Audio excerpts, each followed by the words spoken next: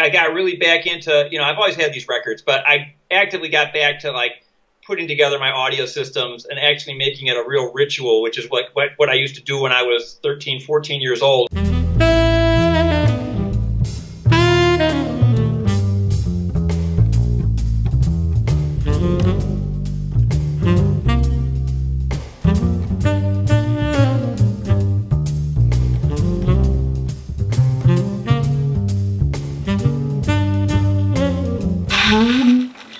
Hi, welcome to today's vlog. I can't actually play the saxophone as an emoji, or memoji, I guess is the right way of saying it. This is a brand new toy that's in Apple's iOS 12 public beta update. If you've got an iPhone 10, you can use this. But welcome to today's vlog. It's been a little while. Should we just go back to normal, Dan? Yeah, I think we should.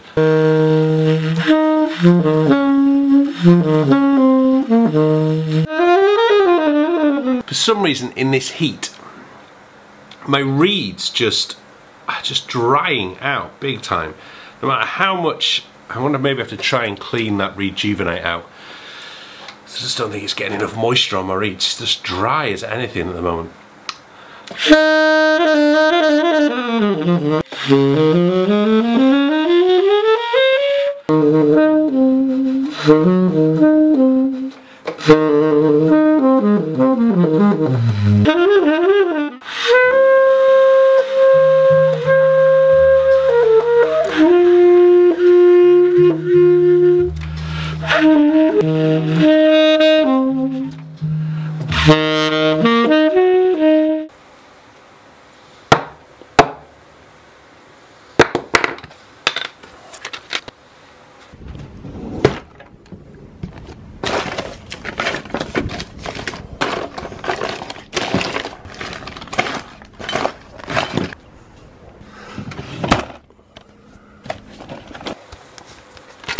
So the rejuvenate's a great idea in principle, and it has done quite well for me, but as you saw, particularly in the tenor one, the sponge has just died. It just doesn't exist anymore. It's horrible. And with my soprano reeds, even a while back, I ditched the rejuvenate, just gone back to one of the standard cases, and I think I'm going to try that for tenor, see how I get on, see if that makes a difference to my reeds. The big advantage of that Rico one, of course, is that you can stick 8 reeds in there. Now, I never normally use 8, I only mean using 3 on rotation, but I think having a few more reeds in there might just be a bit easier. We'll see how we go on. Nothing wrong with rejuvenate, it's a great idea and it has served me well, and I stand by the review, but 18 months into using it, yeah. By the way, do you like this picture I took?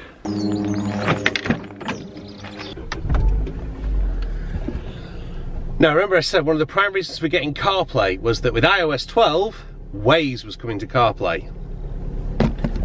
As you can see, no Waze, no Google Maps. Apple, what is going on? Yeah, you're not allowed to stack me.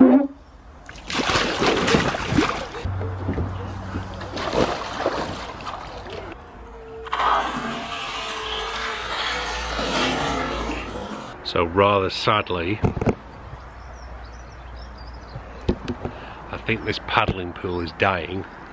No thanks to this little person who decided to sink a claws into it last summer anyway. Finished teaching, but let's roll that Coffee with Dan intro for a very special Coffee with Dan with Greg Fishman.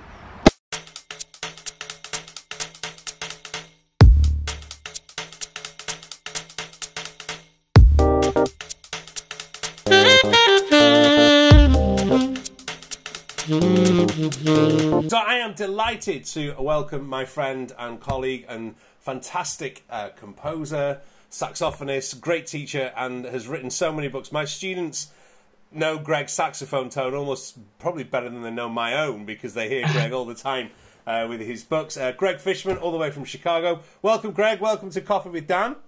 Thank you so much, Dan. Great to see you whether again. It's too late to drink coffee in the day. I'm afraid I wasn't able to send you a Coffee with Dan mug, but next time I see you, I'll make sure you get one of these rather fetching mugs that you can keep lying around. I wondered if you have a particular routine that you follow daily to get you in the mode of being a musician. Have you got a routine that sort of start the day with, or are you literally catching your breath every morning, or do you try and have a specific routine? For me, I mean, the music is 24/7. It's just constant. I'm constantly, even if it's nothing playing, it's going in my head 24 hours a day anyway. So even with nothing playing, but it's like a language. You have to immerse yourself in the language with native speakers around you. So that's why the listening thing is so important. A lot of times I'm teaching people, they're very intelligent people. They're doctors, they're architects, lawyers, they're smart people. And so, but the way that they're trying to learn how to play music is to go, to read a bunch of theory books, learn all this intellectual knowledge. And I feel, and nothing wrong with that per se, but it's an oral language, and it's got such a rich history. And in order to sound like a jazz player, you have to be such an experienced listener, and you have to have heard so much. I don't know if you saw those crazy pictures of my record collection in my basement. Did you see those on Facebook? I haven't seen those. I've seen some of your videos with your immense record collection. Oh, man. It's like a record store down there. It's incredible. It's great. I'm so proud of it, my collection. But it's like, it's like a record store. It's like 7,000 albums. They're all categorized. And I've heard all of them. I listen constantly, to vinyl. I mean, I'm such a vinyl nut. I have 5 turntables in this house with 5 separate systems. Okay, so I'm only at 1, and I'm a little bit younger than you. So obviously, I was at the age when I was a teenager, CDs were everything. Vinyl had gone by the kind of 1990s. Oh, yeah. I'm so glad I kept my vinyl. I remember when all my friends sold their vinyl collections or got rid of them. And I said, rather than spend all the time you're taking to do this, why don't you just listen to some great albums? Just sit there and listen. And don't play with your phone. Yeah. Don't take, I said, the only thing you're allowed to read are the liner notes from the record that are on the back cover of the thing. Do I have any albums here? Here. Got a couple. Every room you got to have records, so. What was I listening to recently? Horace Silver, Tokyo Blues. Vinyl. Of course, the classic of all time, Get Silver. Yeah. Masterpiece. Oh, one of my albums on vinyl. There we go. Good. Came out. There we go. That just came out. Frank Sinatra, Come Dance With Me. The best singer ever. Yeah. I mean, there's no one close to him. His phrasing, the way his timing. Chick Corea. Light as Feather. Fantastic. So this was just in the upstairs room with this system. I've got a Regaplaner 3 up here in this upstairs. I think that's a British turntable. So there's always music. Every day, I'd say I listen to probably somewhere between 5 and 10 LPs a day. And what do you do? I mean, one of the questions, and I'm actually going to address it in a vlog in the future because a number of people ask me this. What's your strategy? I know it sounds, to musicians, it can sound quite a strange question, but laymen are constantly asking me this, is how do you go about listening? For me, sometimes I often say, especially if I'm at a live gig, I'll often focus my visual attention on that instrument.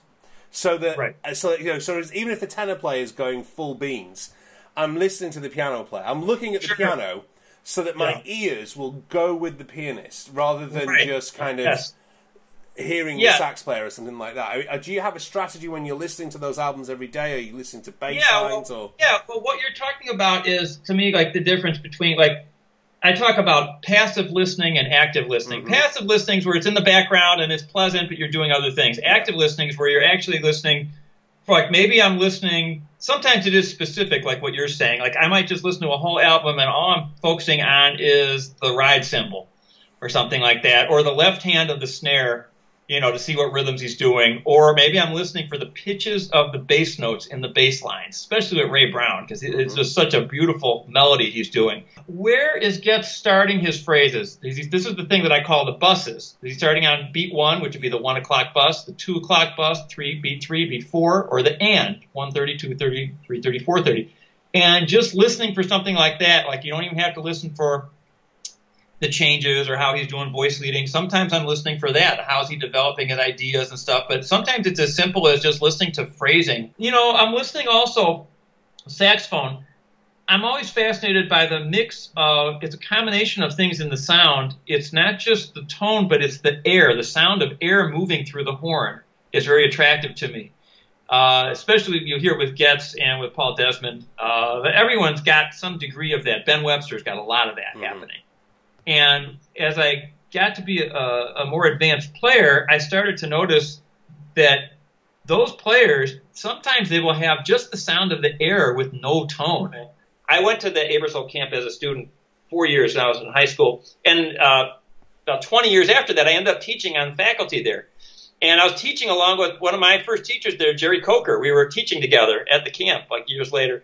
And it was a real thrill to see it from both sides, from the student side and from the teacher side. But when I was a student there, Hal played some great changes to some standard, and some kid came up to him and said, "Hey, Hal, those are great. Could you write out those changes for me?" And Hal said, "I'm going to play them one more time. If you could hear it, you could have it." And it was it's just so succinct. That basically says it right there. If you could hear it, you could have it. It's and again, this actually kind of, I think you could, my next question is if you had 3 billboards, a bit like the film, which I still haven't seen yet. Oh, that's on one of them. Yeah, that was one of my definitely would say that's one of them. If you can hear it, you can have it. Yeah, what were the other 2? Question, see that? Yeah. If you could hear it, you could have it. Did you practice today? Be thankful for your friends and family. Yeah. Yes, that's true. Did you practice today? That's one of them. Yeah, and be thankful for your friends and family. I think a lot of times it's easy to get overwhelmed and to get dark about a lot of stuff that's happening, politics, finances, whatever's going on in the world. There's always something horrible somewhere. But music, and things you have is in daily life that, something as simple as like, I go for a walk around the block and it rained a lot, so everything's green here. Mm-hmm. And it's just, it's really nice. It's like, oh man, I'm having this cup of coffee and looking out the window, and my wife, we were assembling books for this Aebersold order, which came in today. And we were just looking out the window. She's like, oh man, it's beautiful out there. Look at the sky and the way it blends with the trees and the leaves in front of our house. And it's like, yeah, this is great. It's like simple little things. It's like it wasn't anything. We didn't have to do anything. It's like just noticing little things and being thankful that stuff exists. But maybe not the last 6 months, but the last year or two, I got really back into, I've always had these records, but I actively got back to like putting together my audio systems and actually making it a real ritual, which is what I used to do when I was 13, 14 years old, where I purposely set aside time to listen.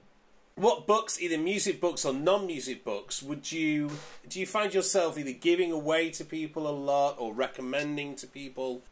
All saxophone players, you should spend some time at the piano to get your chords and your harmony together, just so you're hearing all those things at once. And a guy named Mark Levine wrote an excellent book. I think it's just called The Jazz Piano Book. Yeah. It's an excellent book. That's really good. There's some classics like the Jerry Coker Patterns for Jazz, which I, grew up, with that book.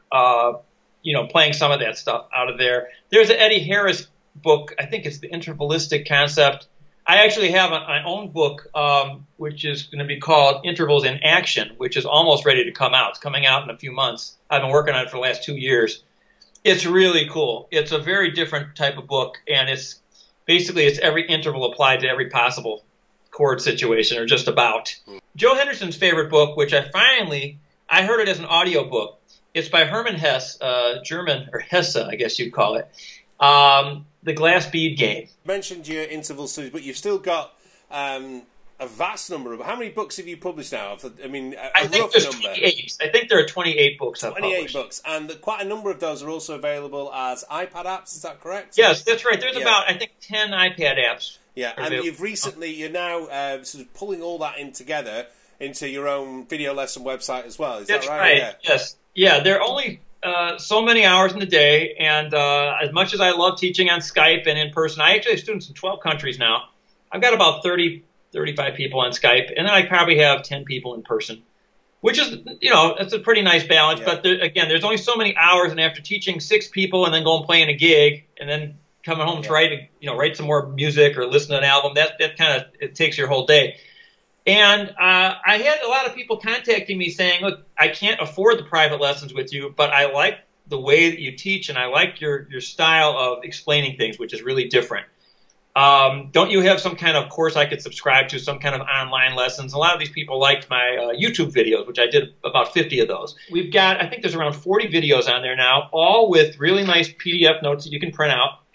And I always tell people, visit the site. It's all categorized. You can either go by module and just do the 5 new lessons for the month, or just look around and pick 2 or 3 topics that interest you. Scales, chords, intervals, licks, or vocabulary, if you want to call it. Either an etude, or transcription. And that's either playing an etude or writing an etude. And then item number 6 is tunes. repertoire, learning tunes. You're supposed to take the first 5 items and apply them into item 6. A lot of people miss that part. They're great at chords and scales. I call them practice room players. They sound great in the practice room. Get them on stage, they can't really put any of the stuff to use. So you need to be able to apply it. Now, that would be a 1-hour practice schedule, 10 minutes per item for the 6 items. I mean, I do it myself when I play piano. I'll say, okay, I'm going to set an hour aside. I'm going to work on piano, and I do the same 6, and it works really well. You know, so that's something that I would say. Fantastic. If there was a daily routine or ritual, hit those 6 items every day, even if you only had a half hour to practice. Am I correct in thinking people could download a free practice planner with that from your practice website? Planner is on there. I will stick the link below, along with a link to, I presume, the LP you showed us before. People can find that online as well? Yeah, that's available. And yeah, CD. There's a free practice planner. It's really nice. It's a space where even you can write your own lick for that part of the practice. And it's GregFishmanJazzStudios.com. I'm going to be playing in Chicago, downtown at the Jazz Showcase, which is the top club in town. I'll be playing there Monday with a Brazilian guitarist. The day after that, I'm at another club in town called Andy's. That's at 11 East Hubbard, and I'm playing, it's me, a wonderful guitarist named Mike Alamano. Mike's the guy who played Hip Licks for Guitar, my book, and who played my jazz guitar etude book. Okay. Thank you very much for joining us, and I hope you'll be on the vlog again another day soon. Maybe, hopefully one day in person we'll get to sit down together and do it that way. That'd be wonderful. It's always great to talk to Greg, and I'm so grateful for his time. Make sure you do check out his links below. The interview was over an hour in length. I kind of didn't anticipate we'd be talking for so long, so I really had to compress the edit majorly to get it into a vlog. So I'm going to, next week, if I get a chance, spend some time editing the longer interview, and I will post that up either as a YouTube thing, or I might even put it out as a podcast or something on SoundCloud. I'll see which way the wind blows with that. But thank you very much for watching. Make sure you check out my last vlog here. This is what I was up to this time last year. Hit subscribe, and I will see you really soon. Thank you. Bye-bye.